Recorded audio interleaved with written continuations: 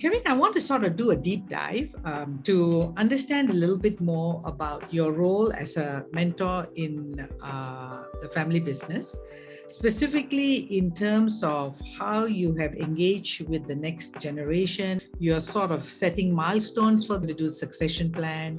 You're creating for them the confidence of being the next generation who can take the original family business to the next level itself, as well as you're building trust between the different parties who are possible successors, so that it doesn't really matter who becomes the leader, because all the rest have also been developed and the next generation are equally successful.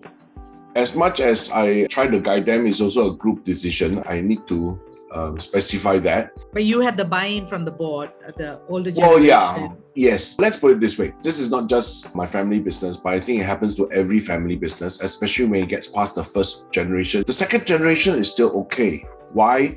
Because between the first generation and second generation, the second generation would have grown up together.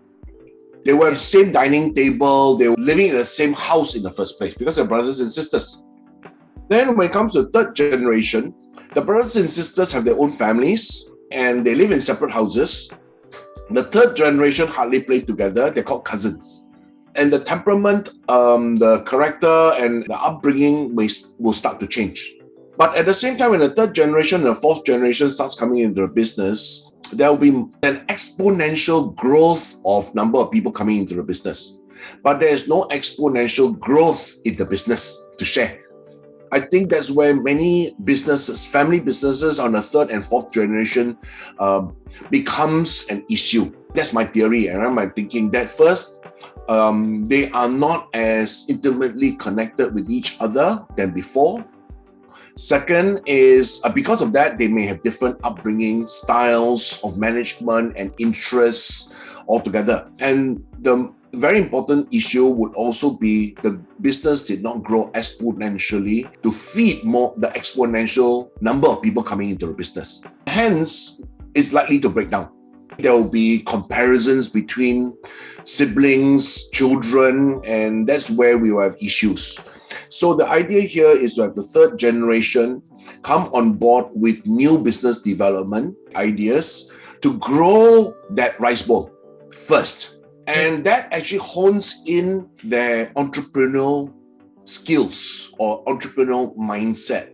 Because we must not forget that what brought the first generation to the second generation is entrepreneurship. Whether the circumstances or what forced you to be an entrepreneur, that's besides the point. The fact that you took risks and invested something, borrowed money to start something is very important. And because the patriarch or matriarch every day having lunch, dinner, breakfast with the second generation, that kind of rubs off to them. The third generation, some of them could probably more scholarly, probably because life's better. They didn't have hardships, for example. So I think at the early onset of them coming into the business, they need to learn how to grow the business, but they also need to know that they need to make decisions.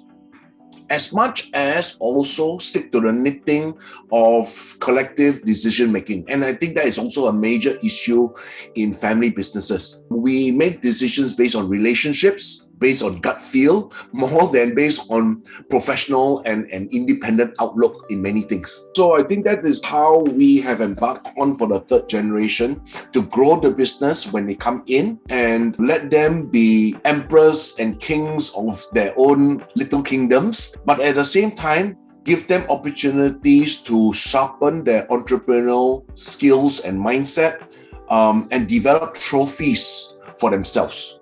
That, yes, I think is a very important aspect so that the entrepreneurial mindset prevails and not forget that that was what made us successful as an SME. Yes, that's right. You've done a great job in actually describing the creative tensions of onboarding, especially the third and fourth generation, because it's spot on. The first piece is that whole shared history, interaction and ties, which is limited for this group of people because they are now in their own nuclear families as a cousin consortium or even children of the cousins.